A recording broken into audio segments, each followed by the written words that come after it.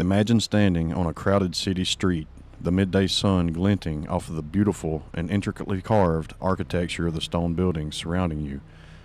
Cherubs, gargoyles, mythical beasts from all over the world adorning the tops and sides of the buildings. Around you, the city is chattering, humming with life. Most of the conversations you hear are about the boom heard not too long ago, an explosion of some kind. You can hear some people say the explosion came from the sky, others that it came from below the ground. Still, some say it was a bomb miles from the harbor. Earthquakes had been felt before, especially in the old country, but this was intense. A small boy and girl smash into your legs as they play with a ball in the bustling streets. You smile at the two and go back to your work, cleaning the windows of the bookstore you own. Inside, you see a flickering, another light bulb going out. You tell yourself, better get another one. As you put the rag down to walk across the street to the hardware store, you wave to your assistant through the glass and point to the light inside and the shop across the way. She understands and nods. Standing at the curb watching the traffic signal, you look back at the two children that were playing with a ball, now pointing at the sky. You look to see a drone making another delivery to a street nearby. You make a mental note to yourself to renew your store loyalty membership to keep receiving free shipping yourself. The traffic signal turns and you start to walk, but stop as you notice the ground beneath you rumbling. Your first thought is traffic, but checking the streets you notice the vehicles have stopped. Your second thought, even though none is in the forecast, is of rain as the sky grows dim, casting the ground in shade. Your third thought is stopped by the massive wave that hits you from the side, covering you and the city you love in a massive amount of water, mud, silt, and debris. This is New York City. But this isn't the 2000s. This is the 1700s, and the last day of the Tartarian Empire. Welcome to Labeled Unknown.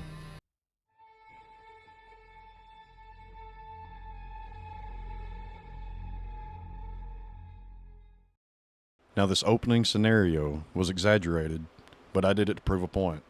Supposedly, the Tartarians were pretty advanced.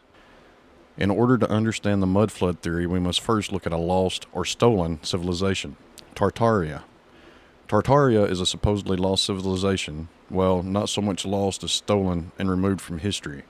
Grand Tartaria can be found on a lot of old European maps with a vast amount of territory. According to some theories, it was a near global advanced civilization that covered the Eurasian continent, and some claim even North America. Some have connected Tartaria to Atlantis, both being a very advanced society. Tartaria, or Tartary, is supposed to be the true name of the old Russian Empire. The mud flood theory supposes that this advanced civilization could have stretched to North America, and that proof can be found in the old half-buried buildings of a lot of major American cities, and in the old underground tunnels that can be found beneath them. The theory goes that something happened to cause a massive flood of mud, hence mud flood, that totally or partially covered these structures and caused a reset around 1776. Buildings with beautifully designed carvings and advanced construction. The society was almost completely wiped away by the event.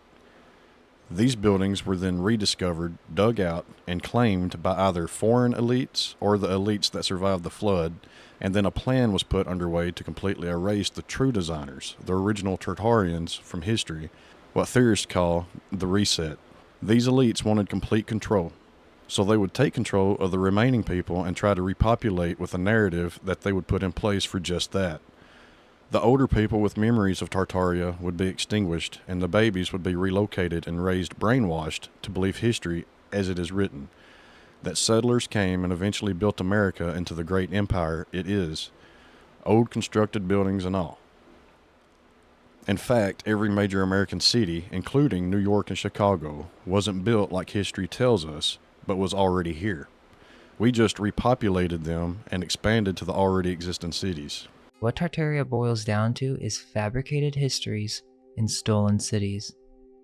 For example, what if I was to tell you that New York, Chicago, or any other major United States American city for that matter, was not built in the manner that they tell us, and was actually already here in America before the European settlers?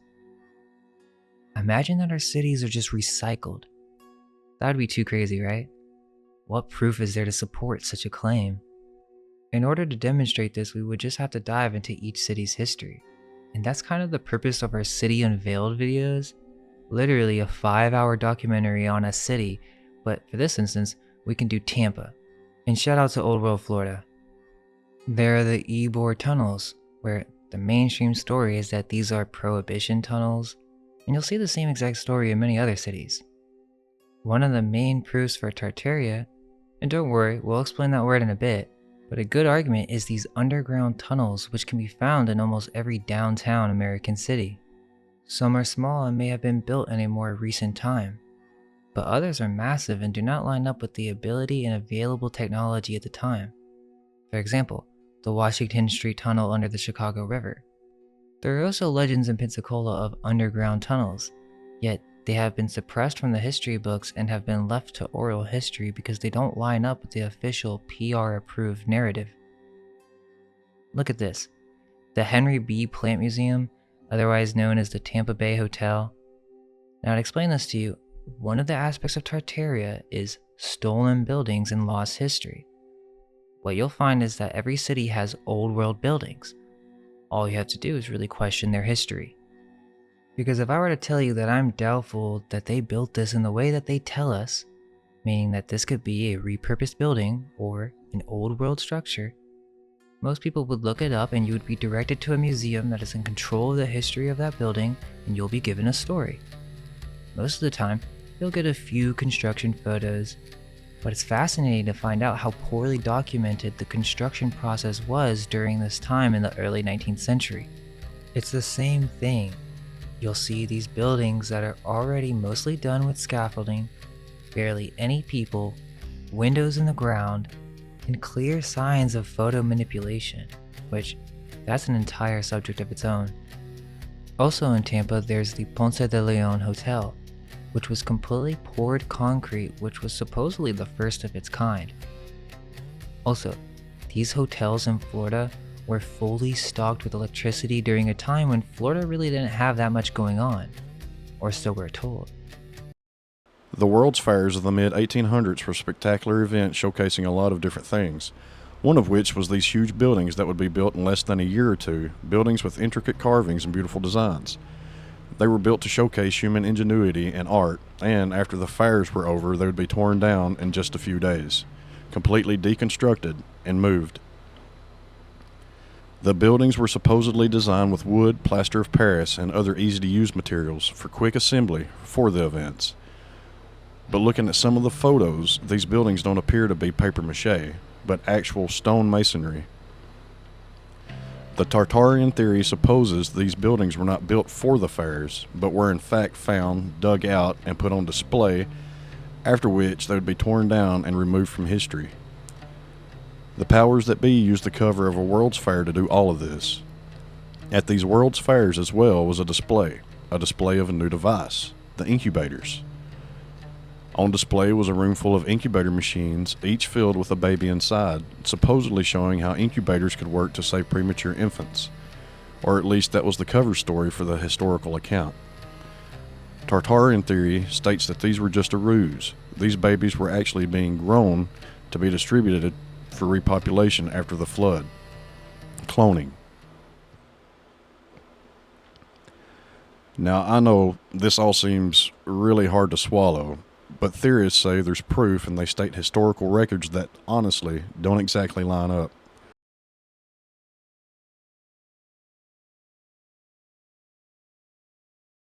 A massive population boom happened around the time that doesn't make sense, and it's connected to the Cabbage Patch Kids, repopulation cards of the time, and a group known as the Oddfellows. What is the biggest evidence of human cloning that you could find that's not written in ancient text? Something that we can grasp onto, people can go look at. What's your biggest evidence for this? And obviously, we have now human cloning, like Dolly the sheep and stuff, is a cloning type thing. We know that it's possible now, but in recent history, I guess you could say. I think we've got to look at the population. In 1776, the estimated population in the world was 770 million. 100 years later, it had doubled thereabouts to 1.35 billion. which is hard to pull off considering the amount of men that died during that period of time in battle, because that's when a lot of the wars, the civil wars, took place. So it's quite a hard task to achieve, to double the population. But what they miss out is that during that same period of time, 3.35 billion people died. None of that stacks up.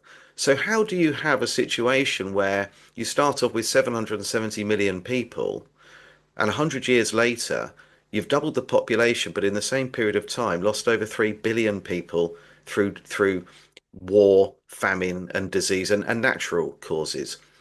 So when you look at these postcards that became really popular, the Cabbage Patch postcards, the incubator babies, the massive amount of children that were being shoved around on orphan trains, that they say 250,000, but estimates are double that. And that the children that were sent to Australia and all across the world, the numbers don't stack up. So all you need to do is look at the population boom with a calculator, a pen and paper, and you can work out for yourself that it is not possible to repopulate to that extent without something else happening. And I think the Cabbage Patch postcards were showing us in plain sight. And of course, they were also known as repopulation postcards. Do you remember all the world fairs? And at the world fairs, they had adopt babies. Oh yeah, yeah. I'd actually did a little bit of research on the what were they? They were like babies that were in these chambers or whatever. Yeah, incubator babies. Yeah, yeah. And so that was where would these babies come from? Did you see Jerry Seinfeld saying that that's where his dad came from, was or his dad or his grandpa was an incubator baby in the fair? Early 1900s, my dad was an incubator baby in Coney Island. He was on display. They had just invented the incubator. He was. You could literally tell me anything, I'd believe. No, it's true. Yeah. Your mom was an orphan. Your dad left home. He was an orphan also. What did each of them tell you about their situations growing up? They didn't talk much about it, but there was a toughness. Both growing up in orphanages, or in my father's case, really just running from apartment to apartment. And why? Because they had no money.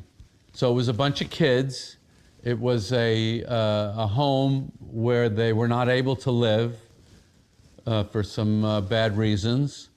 And so they decided to set off on their own as a group of brothers and sisters. So it was a lot of street hustling, of selling whatever you could get on the street, and usually they could not make the rent, and after 3 months they would just bolt and get another place. And so there was that toughness. I was lucky to be around that. Usually if the parents have a tough life, the kid's life is too easy and they screw up, and then their kids get tough, hopefully.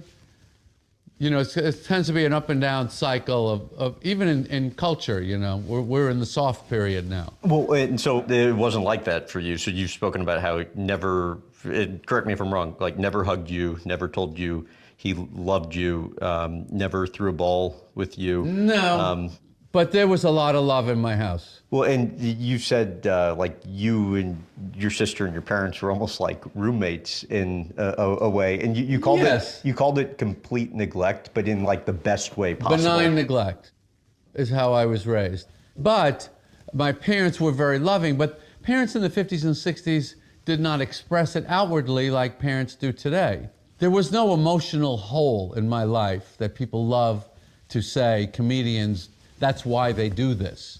They're filling some emotional need. I have always rejected that very strongly. What was the hardest part of that kind of self-reliance? There's nothing hard about it. I mean, I knew I wanted to live a difficult life. I craved a difficult circumstance. Yeah. And so these are not that long ago.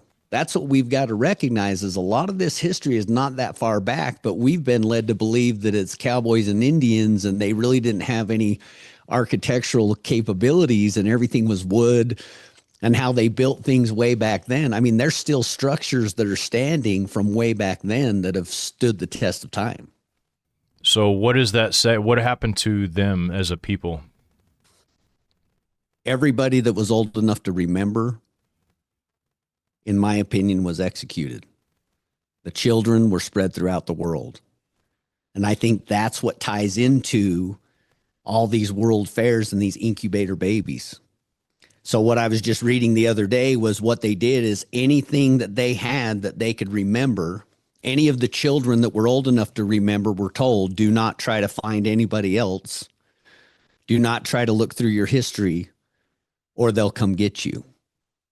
And so they've grown up scared. And this is not that long ago, guys. We're not talking 500 years ago. We're talking within the 1800s that this stuff was going on. And so that empire was basically dissolved. Anybody who could remember anything was killed. They sent all those children got sent off to other countries. This is where I believe the incubator babies in the world's fairs could be Cabbage Patch Kids. This is where things are starting to come together for all of us because we don't see how everything's tied together. We see them all as individual incidences or individual things, but we don't get what the meaning behind a lot of these are. And we all hold a little piece of the puzzle. But because they keep us all so divided that we can't come together with all of our information and share it and say, wow, it's just a big jigsaw puzzle. So when they came here to the United States, a lot of people don't realize is they purposefully changed the names of the people coming to the United States. You may have come here with a name, they gave you a different name, or they shortened your name. Because look at how quickly your history would be erased just by changing your name. The Oddfellows are an ancient order, kind of like the Freemasons or Shriners, a secret society. It seems more like a social club nowadays, doing charity work and other community activity on the outside. Now, this is an organization, obviously very ancient, has very prestigious members that have been a part of it. But if I were coming to the lodge and saying, I want to join, what is this? What would they tell me? Well, lodges today are night and day different than the lodges of the past. So if you were to go up to a lodge today, they'd probably invite you to a dinner. That's one of the big things is breaking bread. So they would invite you to come up and enjoy dinner with all of the members of the lodge and kind of probably show you around a little bit, tell you a little bit about the surface mission statement of the lodge, kind of let you get a feel, maybe play some pool. And it's a very laid back organization. It's almost kind of in juxtaposition to Freemasonry in the sense of it's more of kind of a group of odd fellows. Truly, this is where it kind of pulls back its name in its ancient derivatives. But honestly, it would seem more like a social club. This is where he talks about the ancient royal order of bucks, which was another ancient order and supposedly more pagan. These two groups merged into one another, and this is where the Oddfellows supposedly started deviating to more pagan themes. So really what you see is this integration of Freemasonry and an even more little known organization called the Ancient Loyal Order of Bucks. And I think that's really where it's when the two mixed that just kind of Odd Fellowship took off. And the Ancient Loyal Order of Bucks was a Bacchanalian society. They were the first order to have a noble grand. They were before the Odd Fellows. They had their regalia, or their symbol was 3 interlocked buck horns. And it said that. Hey, real quick, Cody. I don't want to hold that thought, but your beard is hitting the microphone. It's kind of causing a little bit. Sorry about that, brother. Yep. Is that better? That's better. Yep. Okay. Sorry about that, man. But we see that the 3 antlers is where more than likely the 3 links in the Odd Fellowship chain come from. And these guys would have their noble grand wearing horns, making a toast to Nimrod, singing Hail Nimrod, and they disbanded. And these guys joined Odd Fellowship. So it's almost like it was a pagan amalgamation, and Oddfellows was just enough under the radar to where they were able to, with open arms, accept these, for a lack of better words, a lot of white wizards and just guys that were in the occult. Like you said, Albert Pike, he was an Oddfellow before he joined Freemasonry. And so it was almost like this covert, off the radar organization that was doing on record wonderful things for the community. But it was absorbing the teachings of Freemasonry. And I don't really think that the initiates were really always understanding where these things were derived from. And that's the same thing playing out today. There's still 3 degrees after the initiatory degree, but it's all pulled from the sacred sciences, the Egyptian and Eleusinian mysteries, the sciences of the soul, and it's just all masked. So I do agree with it being more dangerous in the sense of, I would say 85 to 90% of the members don't understand what they're a part of. But I do believe that it has been masked and used and manipulated by Freemasonry and Rosicrucianism as an outlet that kind of just gets overlooked. One of the only people allowed to present that, which is interesting. And like you said, a lot of presidents were members. The Social Security system was based on the principles and the tenets of Odd Fellowship. Man, it just goes, the list goes on and on of the influences, especially in the United States. It was every single lodge in the United States donated a slab of marble to build the largest obelisk in the world, I believe, the Washington Monument. Yeah. So they've definitely had their hands getting a little dirty for sure. So as soon as I got here, Cody, this has been a whirlwind since I've been here. As John said, I'd never heard of the Oddfellows until this morning. Freemasonry, out the yin yang, Tartaria. I hang out with David and John. I've seen all the shows and watched them alongside you guys. The orphans, he was and following John and listening to David today, I've got this idea about the Oddfellows being a little bit more powerful or a little bit more deeper or darker than the Freemasons. Can you help me out? Does that sound about right, John? Well, yeah, that's where I'm at. And I'm getting there too myself, because some of the leaders of this, like this picture right here, these are Oddfellows in this picture, and this is a old painting. This is a painting and a picture done, and you see people like Albert Pike, Ulysses S. Grant, people along those lines in this 30 degree Freemasons, very powerful people who are involved in the Oddfellows organization. You can see the Oddfellows apron That's thing crazy. back here on the stand that has the 3 rings. These people are integrated into this. They were put in charge of multi-million-dollar. Now let me find a slide for you guys real quick. I mean, these guys were put in charge or built or were funded somehow, or they inherited this for some way or another, but they had buildings like this all over the United States, these orphanages and asylums and different places like this, where they were educating children according to the information that I've seen on this, and this is information just coming from directly from the website, but also committing people to asylums and also doing other things as well. But these guys also have, I mean, there's a lot we're going to talk about, but man, like I'm starting to think myself, they actually are probably way more hidden than the Freemasons. Well, here's the thing, John. As far as secret societies go, but they have power and people in their power that are beyond what you would expect to find in there. I mean, now, whether any of this is true, I don't know, but this is how he's explaining it. I personally have no dealings with this lodge and don't want to paint a picture of absolute certainty. I've honestly never heard much about either one until I started looking into Tartaria, but it is intriguing. The podcast goes on to talk about the interesting connection between the Oddfellows and the Tartarians.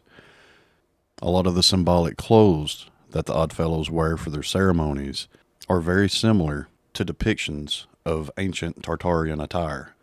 But one thing that really got me and really stood out to me was a hidden CIA document talking about Tartaria. I found this very interesting. what we do know about Tartaria we're learning more and more about Tartaria as the time goes on, but we do know that it was classified to be hidden. And I'll show you guys this real quick.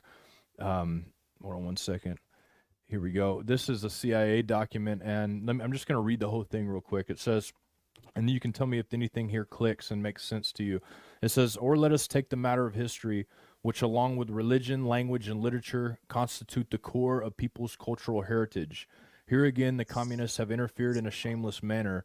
For example, on 9th of August 1944, the Central Committee of the Communist Party sitting in Moscow issued a directive order to party's Tartar provincial committee to proceed to a scientific revised of the history of Tartaria to liquidate serious shortcomings and mistakes of a nationalistic character committed by individual writers and historians in dealing with Tartar history.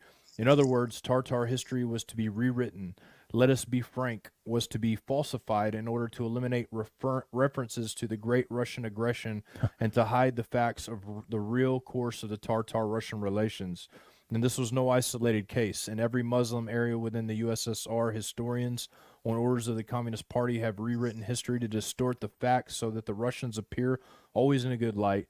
Needless to say, histories which represent the facts truthfully have been withdrawn and destroyed so that the present and future generations of Muslims are forever denied the chance of learning the true fact of their nation's past.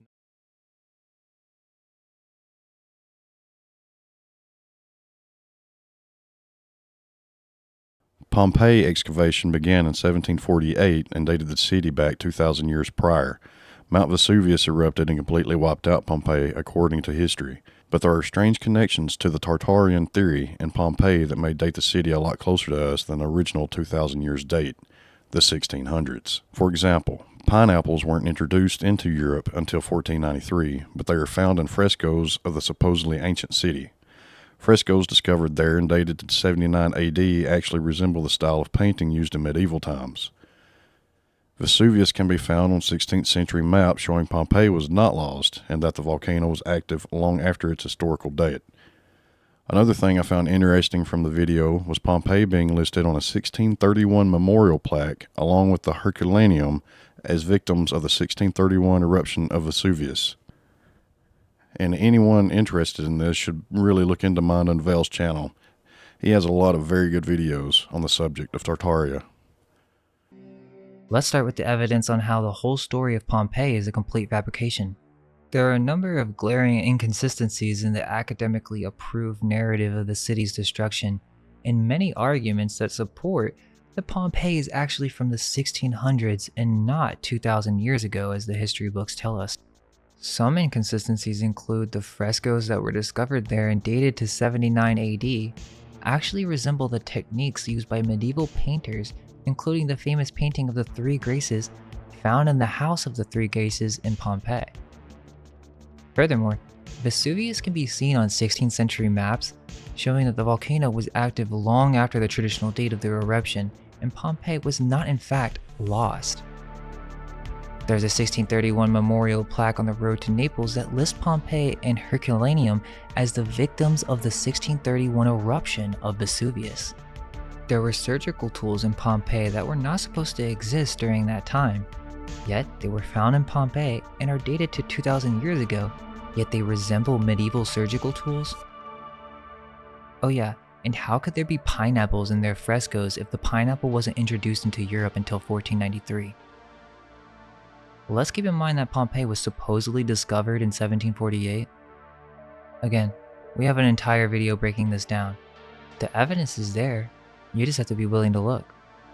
You can dive really deep into the rabbit hole of Tartaria. I've tried to cover a bunch of things today in a short video and give a very quick rundown, but there is so many more videos and so much more knowledge out there to find. If you're interested in it, I'll link some very good videos in the description below. There's a lot of things to wrap your head around, and there's a lot more good evidence out there that we didn't even get to. Like I said, this was just a very quick rundown introduction. Hope you liked the video. If you did, please like, share, subscribe. Really helps the channel out. And until next time, take it easy.